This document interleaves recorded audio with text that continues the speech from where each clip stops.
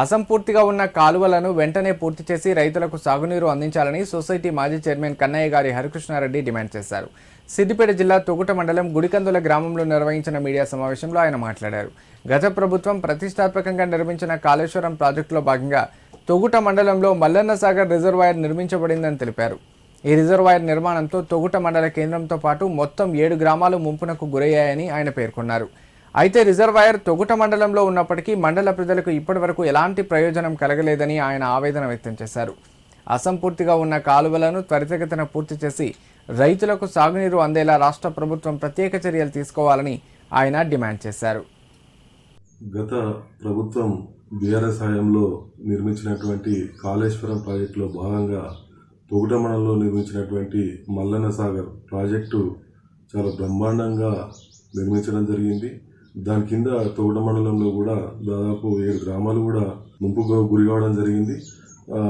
దాని ఫలితం కూడా ఇవాళ మన తొగుట మండలానికి రావాల్సినటువంటి అవసరం ఉన్నది. కానీ ఇప్పుడు కాంగ్రెస్ ప్రభుత్వం వచ్చిన తర్వాత ఇవాళ తొగుట మండలంలో అత్యంత ప్రతిష్టాత్మకంగా కట్టినటువంటి మల్లన్న సాగర్ ప్రాజెక్టు ద్వారా ఇవాళ వేరే జిల్లాలకు తాగునీరు అవసరాలకు నీళ్లను తీసుకుపోతా ఉన్నారు. కానీ ఇవాళ ఈ యొక్క తొగుట మండలంలో ఉన్నటువంటి గ్రామాలకు సాగునీరు విషయంలో ఇలా ప్రభుత్వం అశ్రద్ధ చేస్తూ ఉన్నది.